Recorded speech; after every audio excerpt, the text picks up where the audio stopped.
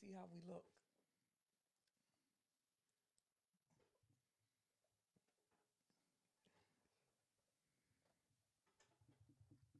All right, I want to welcome y'all in to Deuce Signing. I'm here with amateurs right now. But normally, I just want to say normally we signings are done with the high school. This year with COVID, the snowstorms, a lot of stuff going on. It was a little bit of us not knowing what was going on. So we're not trying to, step on the toes of the high school. We want to thank Timber Creek High School for all they've done over the last 4 years for Deuce. But at this time, I'll, say that the last 4 years have been it's been a roller coaster of a high school career, but it's been a really good one, considering everything that Deuce has been through to get to this point and even have the opportunity to go to college and take on a college scholarship. So, Shavonna, you have anything to say real quick? No, I think you covered it all. No congratulations to Deuce, no nothing. Yes, I already told him congratulations, Deuce. All right, at this time, we'll go ahead, let Deuce do his signing. Go ahead, go. No, wait, hold on. Before I do my signing, right? Basically, I just want to go through some people that I want to thank and really show that I appreciate through every year of me playing football and going through this process. So first, I want to start with my DB specific coaches. I'm gonna say Coach Gold, Coach Beasley, Coach Brandon. Those guys really helped me throughout this process. I don't know if they're watching or not, but I just figured I should shout them out. Also, my Little League coaches, all the way from my dad to Coach John and Coach Tinsley, Coach Tom. Those guys really helped me a lot throughout this process too, helping me build as a man and everything as well. And to really get into it, I really want to thank some of my mentors in my life. First, I'm going to say my dad, especially throughout this process. He's the hardest person on me. But at the end of the day, he really helps me get through the hardest parts of this, regardless if it's a little bit harsh sometimes. But I think that's needed to really push me specifically to become better as a man. Next, I would like to say Coach Henson. It's really been a roller coaster with Coach Henson going through all of this. There's times where we've been on a great note, and, I love being his coach, to times where I hated being his coach or being him being my coach. So it's like it's been a real roller coaster, but he showed me how to persevere and fight through adversity, basically through everything, especially in practice every day, week by week, throughout the football season. So I really appreciate everything he did for me, even off the field, speaking to me separately and alone, even when I was going through my hardest points. So to finish it off, the last person I'm going to say is my Uncle Artie. There was a couple times where I felt like I was down and my dad couldn't really speak to me, and he kind of pushed through and had another perspective to kind of help me get through everything. So, I don't really have many else. I would also like to thank, I almost forgot it. I also like to thank everybody in this room that's watching me right now. You guys may not see, but everyone in this room really been there for me the most, other than the people that I mentioned that aren't here. That being said, keeping everything short, I'm going to go ahead and sign now. I think I'm ready. Okay. So I'm going to sign. You ready? You don't look like you ready. You mad. You okay? He's upset. Okay. You ready, Mom? I'm ready. All right. Go ahead and sign. Let me sign. You do. You gonna play some music when I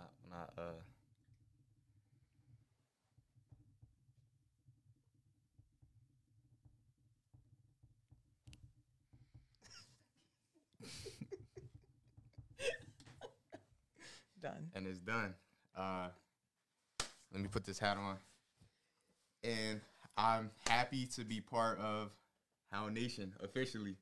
You're a Assumption Greyhound. Assumption University. I'm officially a Greyhound. And yeah, let's get it started. First, I also want to thank. I don't know if they watching this, but Matt Ringstaff. He's a guy up at Assumption that played at Creek with me. Well, not with me, but before I got there. And he actually helped me as soon as I committed and said everything I want to do. He got me on track and said, let's work out, let's do this. And I got to hang out with them guys to feel like a part of the team before I'm even there. Also, Keelan as well. So, yeah, I'm excited. I'm ready to go. I got my hat on. And, yeah, so thanks to everybody that was congratulating me so far. I really appreciate all of that. And, yeah, I don't got nothing else to say. If anybody got questions has any questions, let me know. I'm on live here, so if y'all got questions too, So what we're going to do right now, just say it in the comments. we're just going to open the floor up. You have a bunch of congratulations coming in from your Uncle Marcus. Congratulations, Will Hickson, Fred Alexander, Kevin Robinson, Marsh. Thank you, guys. Manny Purdue, all the guys, Bobby Isom, all the guys, Ant Townsend. So everybody that said congratulations, I just want to say on live that this has been something that we kind of started focusing on when Deuce was in the 7th grade. I know he started playing football when he was 4 years old. At those times, it was early. It was just, him having fun. And to be honest with you, I didn't even want Deuce to play football early on. That was something that his mom signed him up and just brought the equipment back to the house one day. But, this journey is one that is a tough one. To any parent out there going through it, I get a lot of texts, emails, inboxes. I'll answer any questions because the road that Deuce is taking is a little bit different from Division I that you guys may know about, but the Division II road is a really good road as well. He really earned his scholarship, and to be in this place now, coming from where he's come from, is a blessing. So anybody that has signed today, I want to just say congratulations to you guys as well, and hope to see you guys in the future at some of the games. As you know, I'll be there. So again, thanks, Coach Henson, from myself too. Any and everybody that has trained Deuce. This journey's been crazy. So it's been one that's taken us to Texas, Florida, Boston, Pennsylvania, Ohio. So just from the game of football, he's had those opportunities to go different places. So I'm going to go ahead and end it on that. Anybody else want to say anything? You good? We ending? Why you acting nervous? But if anybody Yes, got questions, especially people on my live, I know it's some guys that's my age too that may want to know what it's like going through the recruiting process and everything. Oh, it's a question right here. I didn't even see this. Oh, as a DB, what do you think my greatest asset was? I would say it's just me being in the right position, knowing when I'm supposed to be where. And that's the biggest thing, especially as a DB and playing off your instinct. A lot of times when you think too much as a DB, that's when you mess up the most. So I think that's probably my greatest asset going into, football, on the football aspect of things.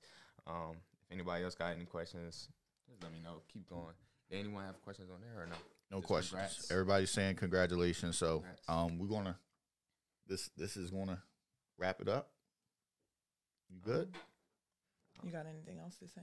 I want to thank my teammates too, that push me in practice every day. A lot of times we go at it, so I want to thank those guys. Also the guys that I've been working out with all summer. Thank my mother. I didn't personally shout her out yet, but yeah, thank my mom for keeping me on track and everything as well. But yeah, I think I'm good.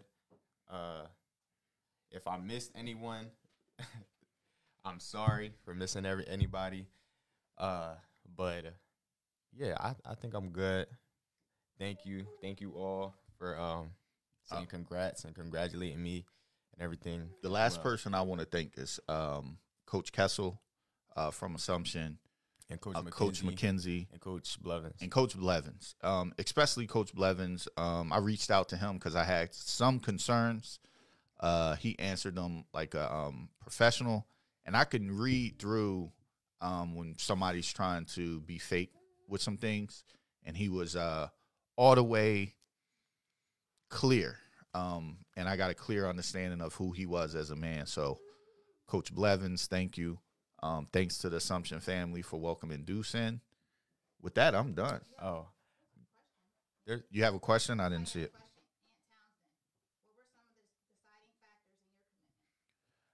I'll read it loud. So Aunt Townsend says, "What were some of the deciding factors in your commitments?" If they didn't hear. Be careful. First of all, the recruiting process is it varies to every person. Normally, if you have a lot of different options, say like 4 to 5, it's a difficult decision. But mainly, what kind of put me going to Assumption was the relationships. I felt like when I went through some of the schools, there were some coaches where I was like, I don't know, or they may act weird, even though the school may have better equipment or anything. But that's not really the main goal. When I look into things, also, you got to look at the environment where you're at. If it's diverse enough for you, are you going to feel comfortable? Do you like the area? Is it in the middle of nowhere? Is it in a city? Like, all of that really, it really goes into your decision. And for me personally, making a decision in Assumption, I feel like all of that kind of matched up for me personally. It was some things that I wasn't sure. Like, it was a couple schools where I felt like it was neck and neck, and it was really hard to make a decision at a point. So, it's just really writing everything down, figure out what the pros, what the cons are, and just figuring out which one you like more, what fits you best, what's going to be the most convenient for you as well. So, that's what I really was thinking about looking into my recruiting process and making a decision to go to Assumption. And also, I would like to thank a lot of the coaches that recruited me and offered me throughout this process as well. I know that's a lot of people don't really understand that neither, but when you're going through the recruiting process, a lot of these coaches, they start to become your friends. You talk to them almost every day sometimes. Every week you talk to your coaches. So even though you may not go to that school, it's kind of hard, especially picking a school and knowing that you may not talk to those guys again, or it's not going to be on that same level, knowing that you're not going to that school. So I would like to thank all the coaches that recruited me, regardless of how hard, just really acknowledging my ability to play football and the person I am. So I just want to thank you guys as well. So we have another question that came in. They said, first of all, congratulations. This is from Mr. Hicks. He says, is there anything you wish you'd known going into the process? I would say the only thing I would really say is I'm going to go in like a different direction with this. It's kind of with the notion of only going D1, or whatever like that. Like, it's a lot of different options for people going to school. I wish I would have known how important it is to really stay on every coach, no matter what level they are. D1, D2, D3. D2 and D1, lower D1, higher D2 is basically the same. Some D2 schools can beat D1 teams. That stuff isn't really as important as a lot of these guys think going into college, as well as thinking like when you go D1, you're just going to college for free. But a lot of schools, it's not really like that. You still have to come out of pocket with some of the stuff, and you're not going to get a full scholarship. So things like that, I feel like I would have been more knowledge on, or what's called Just had a little more knowledge of it. Yeah, I wish I would have knew a little bit more about that going into it. I feel like I would have not respected, but I would say been more invested in a couple of the earlier coaches that have been talking to me, and just knowing that it's not that big of a deal, that difference, and some schools some D1 schools you're going to go to school for, you're going to pay more going to that school than a D2 school, and the D2 school may have a better weight room, better facilities, better everything. So it's just really knowing that D1, D2, D3, it doesn't matter. Most kids after high school, they don't go play football in college. So I just would put that in perspective and just really try to push that out to a lot of the guys that I know around my age that are just thinking D1 is the way to go. But sometimes that's not what's best for everybody. So yeah, just saying that it's not that big of a difference. Of course, you want to be the biggest guy in the country. You want to go to the big schools, but sometimes there's different paths for other people. So his follow-up to that was, how did they say they would use you on their team? Well, when they hit me up, mainly they want me to play corner. They feel like I'm versatile and can be used in different ways. Mainly that's kind of what I want to show when I get there, that I can move inside, outside, play safety, do basically anything they really need me to do so I can start getting on the field. But that's what their main thing. We had Coach Blevins is a new coach, so he's bringing a new system in as well. So I'm kind of just following after their lead, whatever they feel like is best for me. Of course, I'm gonna be happy wherever I'm at. But yeah, that's what they said. I don't really know what else to say about it. All right. Another question came in from your uncle Marcus. He said, when you first visited Assumption University, did you have the "this is it" feeling, or did it take some time? No. Most of the time you're not gonna get that feeling. Go ahead. It takes like you gotta put things in perspective. Like when I first was getting recruited, and once the season ended, I was thinking about going on visits to different schools that were recruiting me. But the way everything's going on now, like it's hard to get on campus sometimes. So you're sitting at home, you're just trying to look at everything online through a screen to figure out what's nice and what's the best for you, how you're gonna feel there. But really, you can't.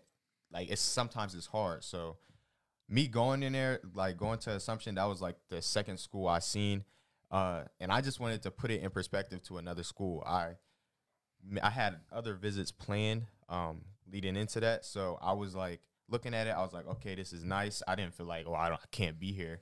Of course, I felt like I could see myself here, but I wanted to put it in perspective to other schools that were recruiting me. And that's when I ended up going to, for example, West Virginia Wesleyan, seeing that school, putting it in perspective to how I may feel, the vibe, the theme, or whatever I'm feeling. Just comparing it to each other and seeing, oh, this is what I like about this, or this is what I like about that. And even with Pace, I was recruited by Pace as well. I was thinking the same thing going into it. So you just have to get the feel, the vibe, and going into it, the people there actually make that difference as well too. So you just have to really think about it. Sometimes I can't speak for everyone though. Some people may feel like, oh, I feel like I know I'm going here when I got there, but that's for me. That's what happened. Okay, so a couple other questions are coming in, pretty good ones. From Greg Mack, Coach Mack, Penns Grove coach. He says, what would you say to in these trying times with COVID going on, to guys with offers on the table, but may not? It just skipped on me. Hold on. Guys with stuff coming in. I can't see it. If you can see it. Waiting for what they think maybe a better offer. What would you tell them? They better in where they fit in. Would you tell them they better in where they fit in? I would say. Well, I'll say this. And I'm sorry that you guys can't see me, but I'll say this to that first.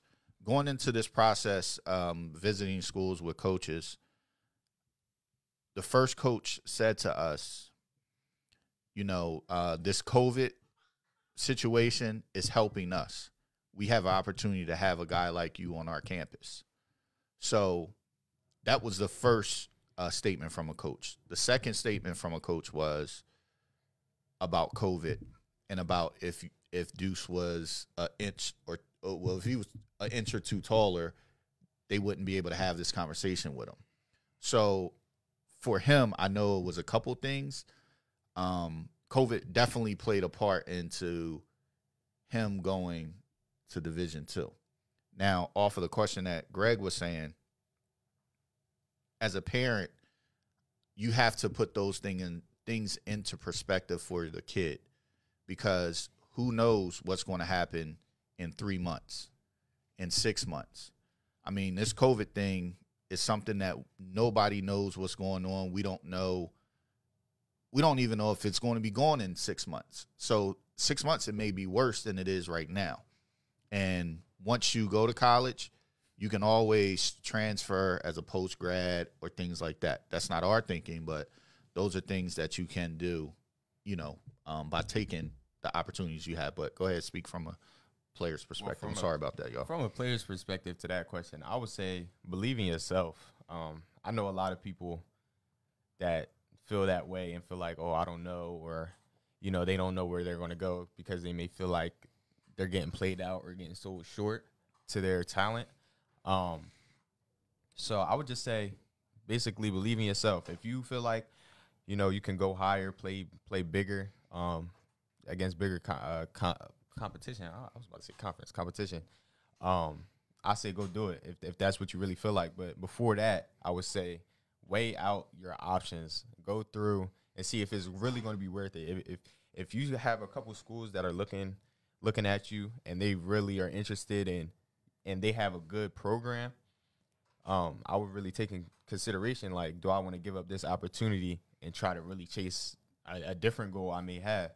Because, sometimes some people have to take different routes. There's a lot of D2 teams that have guys in NFL now. Specifically my school, they got 3 guys in the NFL right now, and one's in the Super Bowl right now. So it's basically just saying believe in yourself. There's different paths for different people.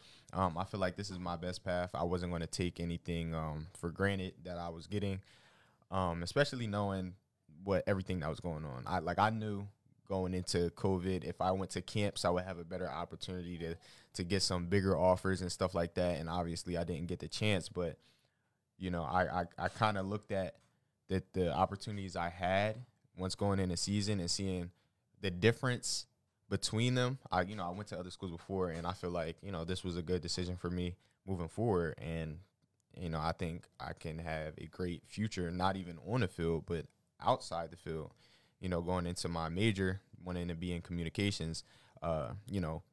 Worcester is right next to Boston. I can have a lot of different internships and things going into that. And also, let me get on a different note into that.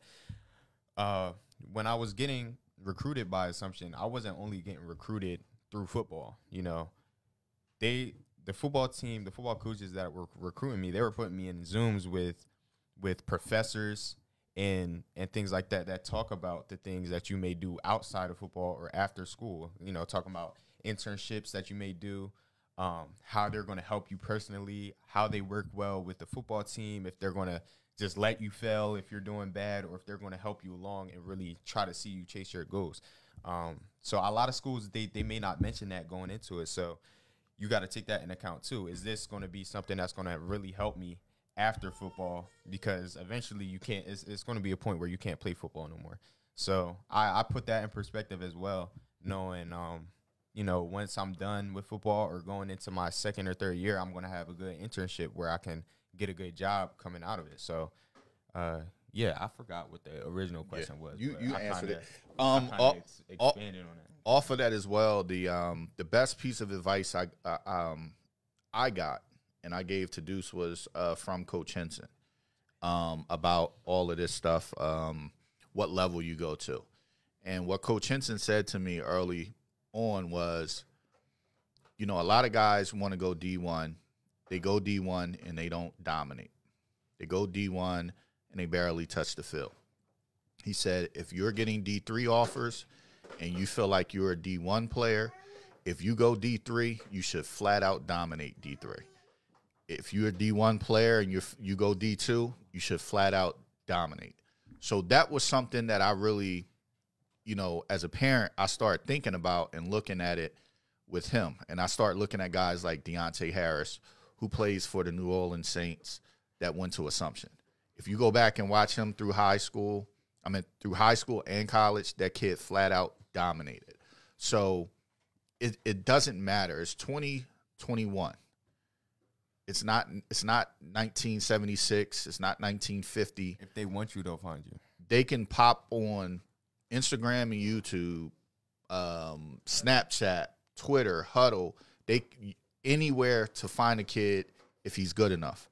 So feeling like you got to go to Alabama, Ohio State, Notre Dame, these bigger schools, this is to the kids out there. That's not necessarily true. That, like, if you go to those schools, that means you are a flat out stud, right? So your chances of being a NFL player are a lot greater. But if once you get down to some of these other schools, I don't want to put any school in that list because guys may feel like I'm taking shots. But once you get down to the lower level schools, it really doesn't matter. It's only a guy or two that come out every once in a while that make it to the NFL. So really take your chance, your time, understand what's going on. If the money's good, if the system's good, if after college you can live in that community and make money, like, it's a lot of things that you should really think about when that comes to it. You answered B-Mac's question, I believe. He said, how much did the major play a part in your college choice?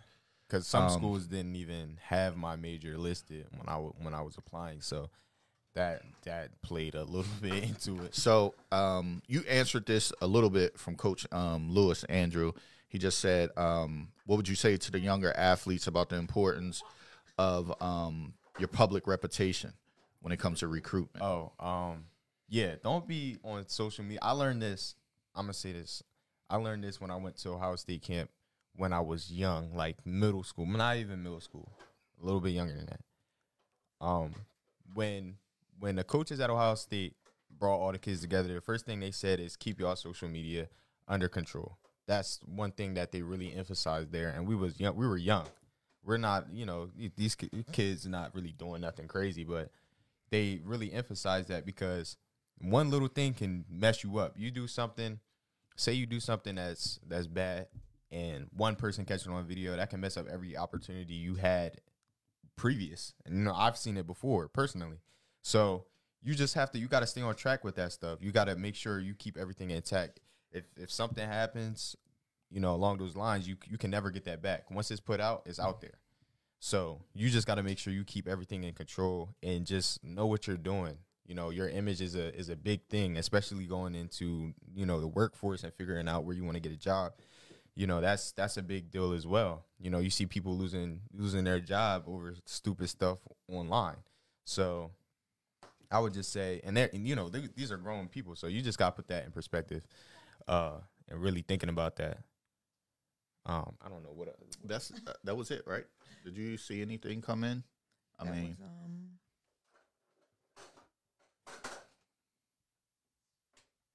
No, I don't think anything else came in. I'm just checking. So we got to wrap it up, right? It does matter. Anybody have any other questions? We'll take it real quick. But once again, I want to thank everybody that tuned in. I want to thank our families for watching. You guys can't see the family behind the screen, but I want to thank my sister. Yeah, they all here. Thank you, guys.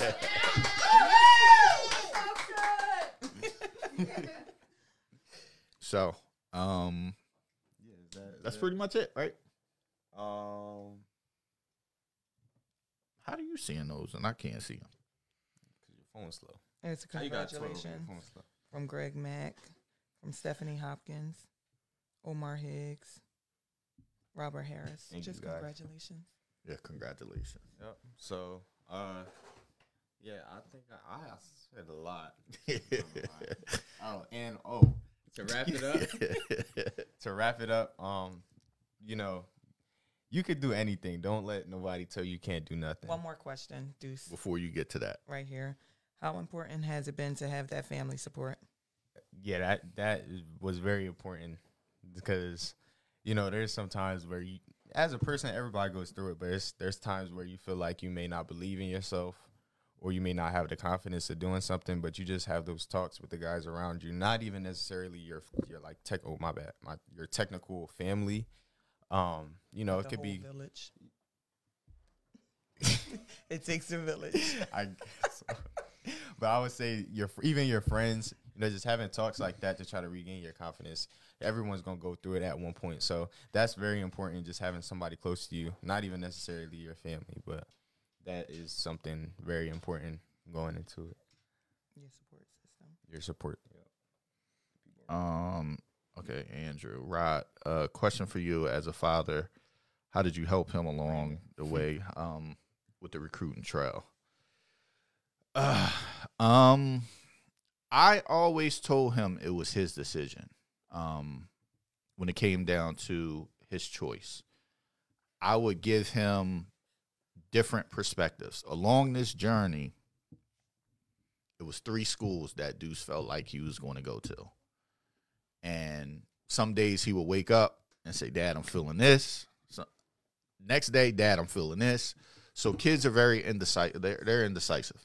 So what I would do when he would tell me that is I would give him the other side of the perspective, where when he was leaning towards one school, I would ask him, well, what about this about such and such school? Or, you know, I would just pick his brain, and I made him really think about it. And he probably was getting mad, like my dad's getting on my nerves. Every day he's asking me how I feel.